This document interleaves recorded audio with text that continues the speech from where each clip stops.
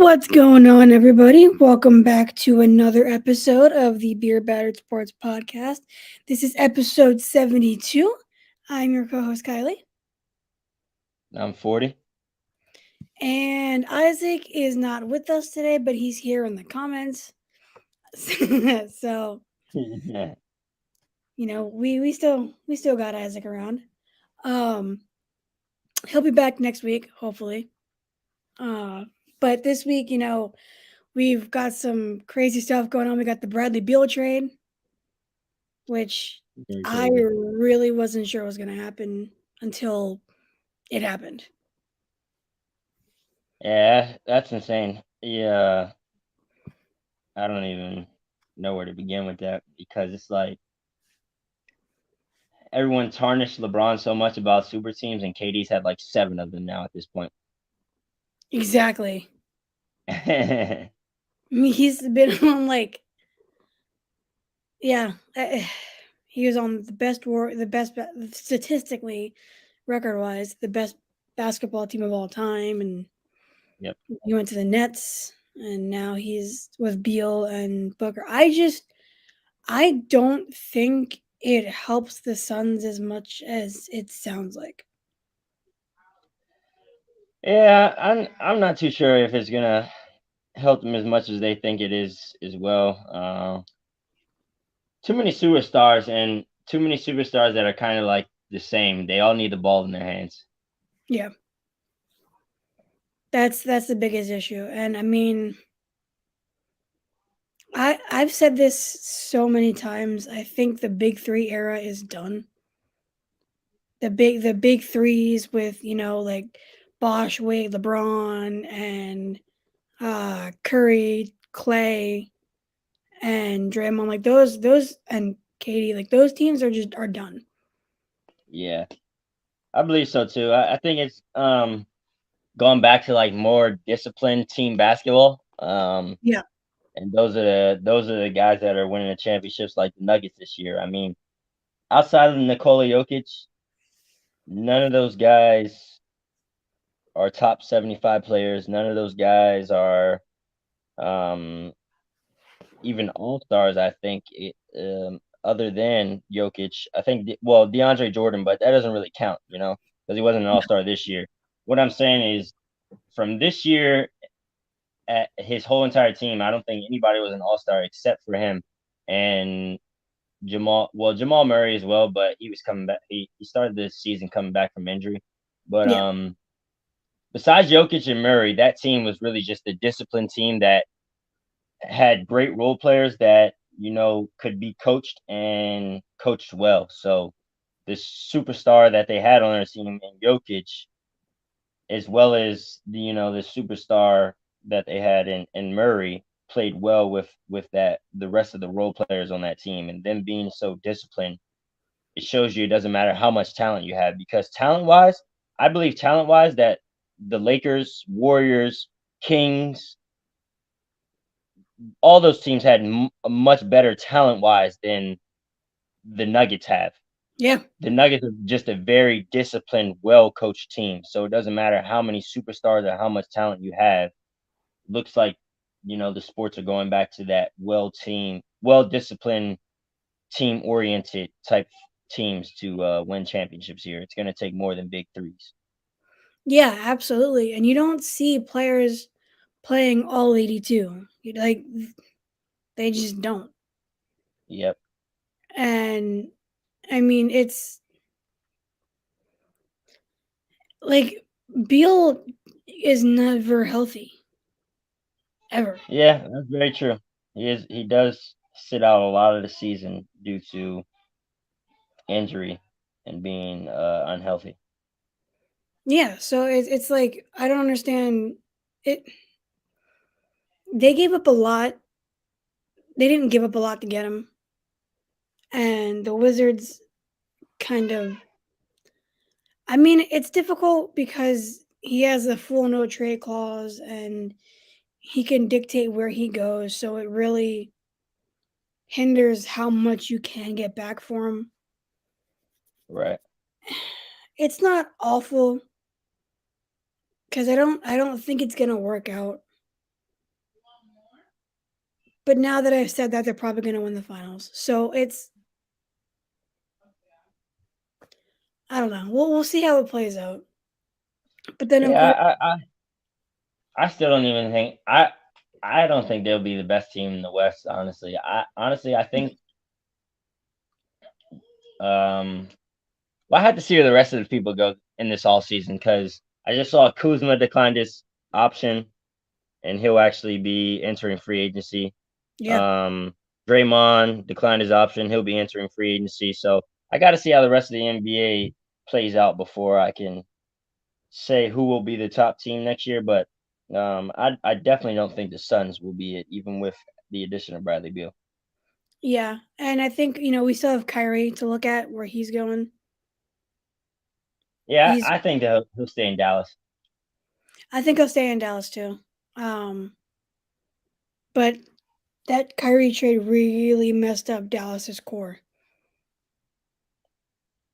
So it's Yeah, I could say that, but when they added him, it was more on the later side of the season, so it's going to take them a while to mesh and get together there.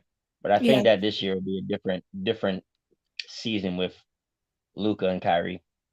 yeah. I definitely don't think it's gonna be anywhere near as bad as it was this past season because they didn't even make the playoffs Yeah, the year after they were in the Western Conference Finals. So it's like I don't know if slash when he re-signs with um Dallas, I think it'll go better. I just don't know how much better because they still have weaknesses. right. Um, but then of course everybody's talking about Dame now. And that's probably going to be the biggest splash of the whole offseason if something does happen with Dame. He wants the Blazers to trade the third overall pick. I don't know why he's so hell bent on making the uh Blazers work. They're not gonna work with him. Yeah, I don't know. He's dedicated to that team. That's the team he was, got drafted by and things of that nature. So I understand him. He kind of has like a Michael mentality, where he wants to make it work in that city there. But I don't know. Portland is. I don't think that's the destination to be making things work. I mean, there are definitely times where they had opportunities and they were in the Western Conference Finals, but I just think now it's time for him to go. I Yeah, don't I think believe so Portland is too. going to win within his time frame there. Yeah, I don't know. I feel bad for Dame. I believe Dame needs. He should have got out of there a long time ago. He definitely should have. And as on one hand I can respect the loyalty because as a fan I would want a player to stay really loyal to my team and he's clearly loyal to the team in the city. But at some point you just need to accept the fact that maybe it's just not going to work out there. Exactly. Oh, Mike says, "What's up? What's up, Mike?" What's up, Mike? But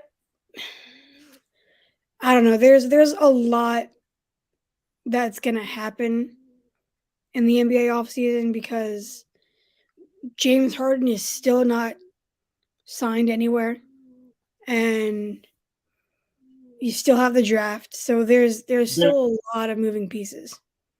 been a lot of talk about James Harden to the Lakers, and honestly, I don't like it. Mm-mm. I don't want it. I Yeah, love it's not a Harden. good fit. I love, I love Harden. Harden is definitely Hall of Famer when his time is done. But as far as him being on my team, if it was 2016, I would love it. Yeah, But but right we're not now, doing I'm 16 I'm anymore. okay with it. Mike says, "Where'd Isaac go? Did he finally leave to start his own NASCAR podcast?" No, he is on his way to, I believe, Ocean City. I don't know where those idiots are Okay, going. They're going I'm somewhere. actually gonna answer this real quick. This is important call right here. Sorry.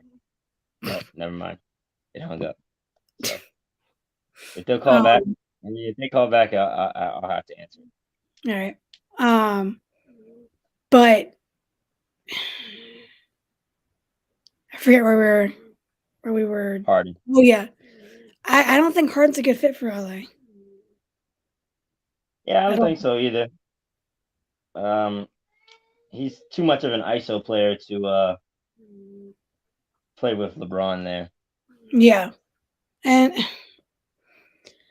it would just look weird seeing him in a Lakers jersey. I don't know. I don't like it. At the end of the day, though, it could work because it could put LeBron back into a scorer mode, and Yeah, even at his age, and even at his age in the year that he's in the NBA, he showed us in that Denver series. Even though he got swept, he can go put up 40 points a night any given night if he wants to. yeah, He had 31 in the first half in Game 4, and then the second half he tried to let his team, play basketball with him and score points when he should have just kept dominating. A player like Harden comes over there who is a pass first guy. It could put LeBron back into a scorer mode because it's like, all right, now I don't have to facilitate as much because I got a guy who's just as basketball smart as me on the floor here with me, and he can turn back into that scorer and dominate like we all know that he can instead of being so pass first mentality. yeah, exactly. Mike said he's not sure if we talked about it yet, but where do we see Dame going? I I think don't he's gonna. see Dame leaving. Yeah, he's either not gonna leave or he's going to go to Miami. One of the two. I I'm think those so are sick the two of options. Miami. It's so annoying. Miami is in on everybody only because of their location. Oh, not because of their location. Well, They're yeah, I mean it. That's a good point to it though, because if I call you to have dinner in Miami in the middle of December, you're most likely gonna come. You know, like yeah, it's like you got Miami or you got somewhere like Milwaukee where it's 10 degrees out. So exactly. So if I had a choice between Miami and Milwaukee, I'm probably 9 times out of 10 going to Miami. yeah, but I don't know. It and the Heat culture is really a thing. Oh yeah, definitely. I mean, they got their asses kicked in the NBA Finals this year, but they were an 8 seed. Yep. I think they had to play both playing games. Yep. Not only that, it's they 8 seed knocked down a 1 seed in the first round to get there, and then it's just like they honestly don't have any like this Heat team reminded me of that 2018 Cavs team. Like honestly, there Yeah. was only Jimmy Butler. Other than Jimmy Butler, like what did he really have? Like Max Strus was averaging what 7 points a game. Gabe Vincent was averaging 9 points a game. Like if Jimmy Butler would have won this championship, we would have had to start talking about him being in the category of like top 10, top 5 all time because there was nobody on this team with him that you can say is even a top on another team. None of those players start. No. Gabe Vincent doesn't start on another team. Max Strus doesn't start on another team. Any of those guys, they don't start on a different team. Only guy that probably starts on another team is Bam Adebayo. And even there's nights you don't know what Bam Adebayo you're going to get. You can get Right. 20 points, 15 rebounds, Bam Adebayo, or you can get 3 points, 9 rebounds, Bam Adebayo. So, with that team there, it's just it was amazing to see what Jimmy could do as an 8 seed, as well as the players that were around him. Because I don't even really think that you can label them as role players, honestly. Like, Bunch of undrafted guys. yeah, Like it speaks to the coaching and their culture. Like people like there's just something about Miami that they will always be there. Oh yeah. I mean, And Eric Spoelstra is a great coach, yeah, and you can definitely see that because um, over the years, when you have a team that you have Dwayne Wade, LeBron James, Chris Bosh, and you're one or two in the East every year in the standings, and then you lose LeBron James, Dwayne Wade, Chris Bosh, and you're still able to get to the playoffs. You're still able to get to the finals with role players in a Jimmy Butler. It just shows you how great of a coach he actually is as well. yeah, for sure. And upsets do happen and magical runs do happen, but I really don't think this is one of those things. I think it's just the way Miami is. Right. And I mean, playoff Jimmy Butler, while he did not have his best performances in the finals, they still had to get there with him backing them up. Yeah. Yeah, 100%. And as you can see, without him having good performances, they're complete trash. yeah, exactly. Utter garbage. So I don't know. People are writing off, Jimmy Butler now and all that, but I just think I would have hold off on that because it's just again, like I will always say this, it's the heat culture. It's a fact at this point. I Yeah. mean, but so moving on, so we have the MLB season coming close to trade deadline. And your team is below my team in the standings, My potentially for team is uh my team has been on a lot of bullshit lately. yeah. Um, The Mets are on some weird stuff right now. I think that after the All-Star break we're gonna turn it around. Hopefully it's not too late by then. But I think we're gonna get it together soon. Because we the team's been weird this year. Like there was a Very. point in time where Verlander was injured for a while, then Max Scherzer gets suspended for the 10 games. Um, then we have Pete Alonso got injured for a while. Um, it's just been a weird season so far. And then like Verlander's not playing to his caliber. Yeah, his eight, like he's playing like he's washed. Like like it's just been a weird season. But I think that sometime after this All Star break, we're gonna turn it all around. Yeah, I mean, at some point, it all has to. Mike, fuck the Mets. um, at some point, I don't know. It's this whole MLB season has been kind of weird because you have the Rangers second in the standings, or first in their um their division, the standings.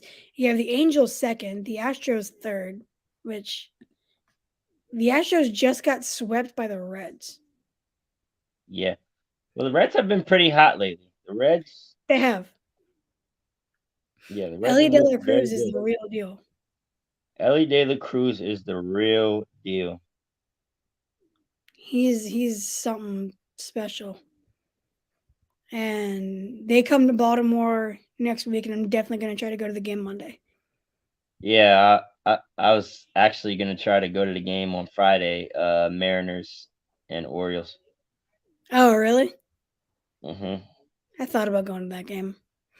Um, but you have the Rays. I mean, the Rays are always, nobody talks about the Rays, but they're always kind of there.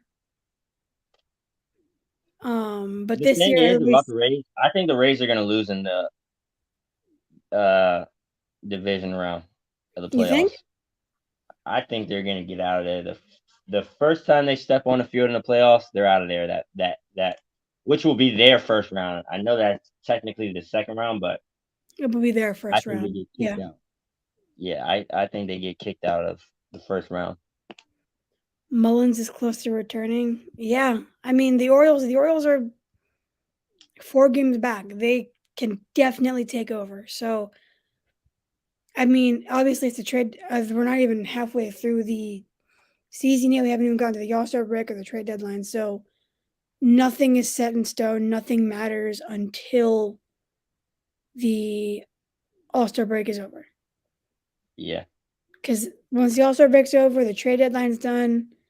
You know who's gonna push for the playoffs, who's going to push for the World Series, and who's going to sell. And Yeah, I mean, anything can happen. We saw that yeah, with the Nationals some years ago, you know, yeah, them starting that season 19-31 and then winning the World Series. Anything can happen. that was a very annoying year for me. Um, but the AL Central does not have a team with a winning record. The Twins are That's 36 actually and insane. 38. Hmm? That's actually insane. It is. It's like Even the leader in the Central doesn't have a winning record. the Twins are 36 and 38. Wow, that's crazy. It blows my mind every time I see it. So somebody's gonna make the playoffs in that division with a losing record. Probably. And what sucks for the Red Sox is right now, well, I'm enjoying it because, screw the Red Sox and screw Boston, but they are 39 and 35. They would be in first place in the Central. And they're in last place in the East. Yeah, the East has been hot this year. Yeah, the The East has AL, been very hot. I Isaac's team has definitely turned it around a lot. Yeah, in their last 10 games the Yankees are 4 and 6. So, maybe they are getting better. Rodon is close to returning. He's doing his rehab assignment. I So, think we can. Wait. Oh yeah.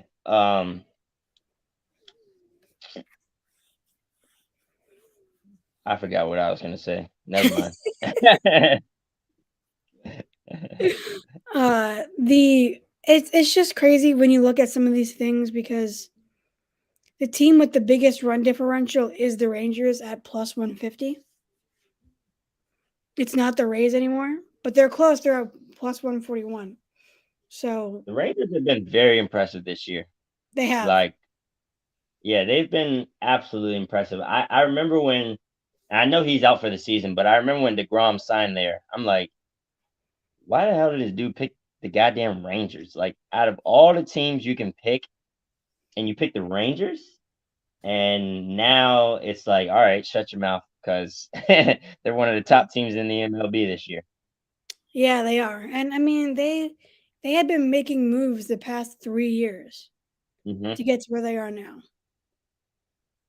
And that's the So, thing when you're doing what you're supposed to do inside the organization and making the moves you're supposed to make, making your team better.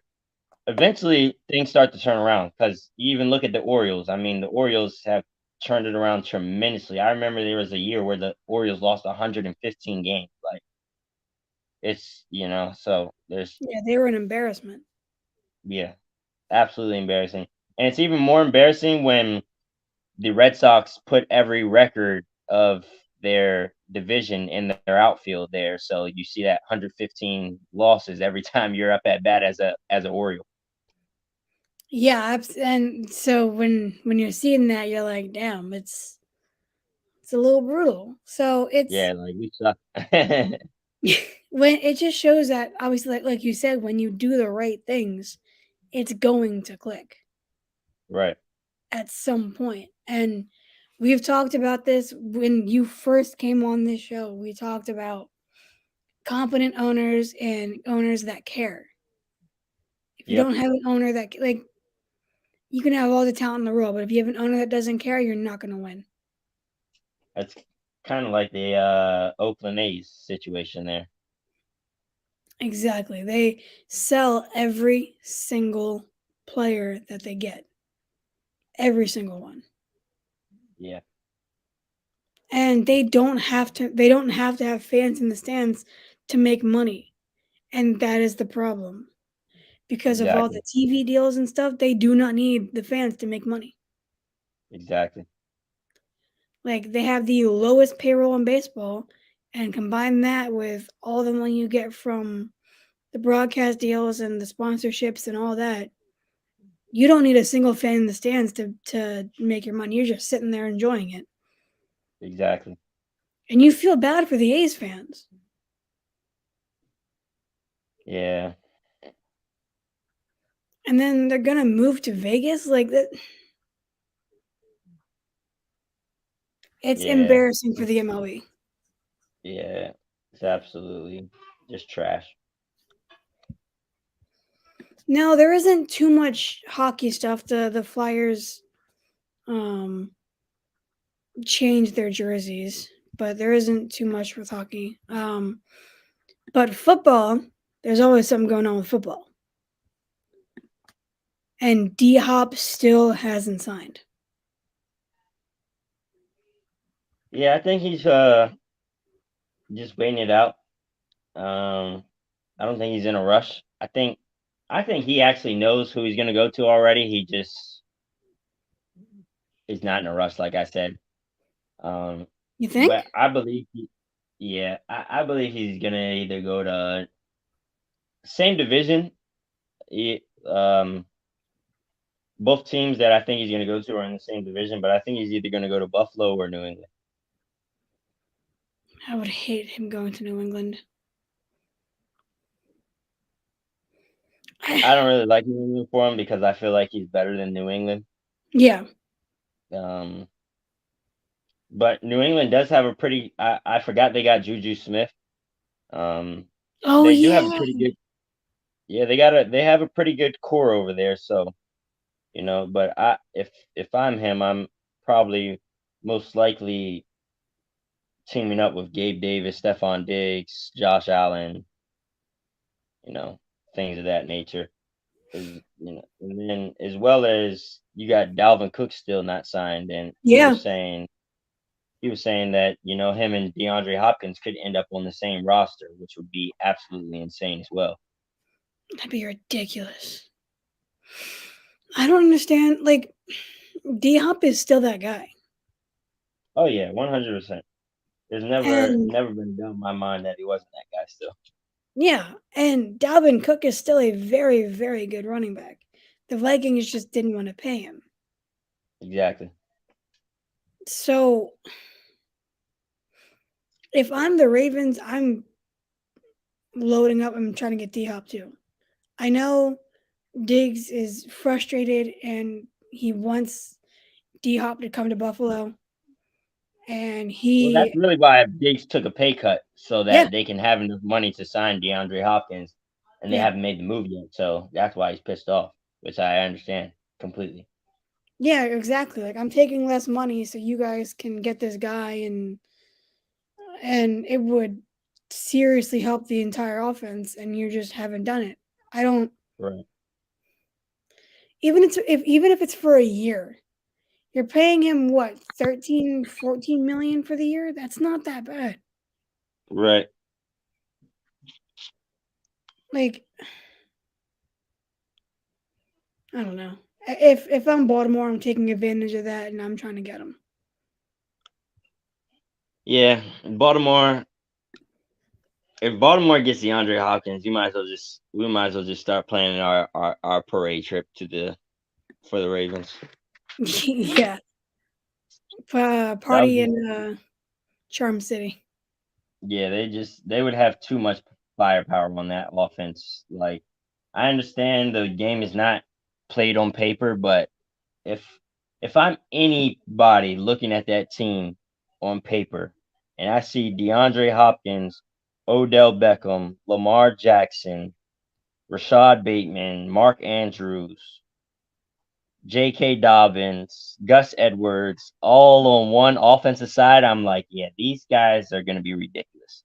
Yeah, like that's raps. Yeah, It's exactly.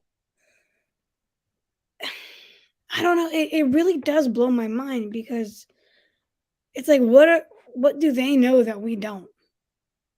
Right. Uh, I don't know, but I guess that's why I'm not a GM of a team though, or a owner, because I don't know. I'd probably be broke offering the money I'd be offering to these players out here. I'd be like, man, listen, I seriously, need you. I need you. Come over here.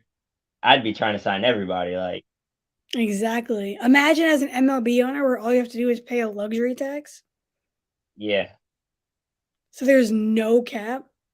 exactly. Man, I would. I mean, the Phillies, like, I guess back to baseball for a second, because like the Phillies owner John Middleton, he said something along the lines of they're not going to remember you by how much money you made, they're going to remember you by how much success your team had or something like that. I Right. forget the exact quote, but like owners got to spend, Yeah, exactly. and it makes no sense why some don't.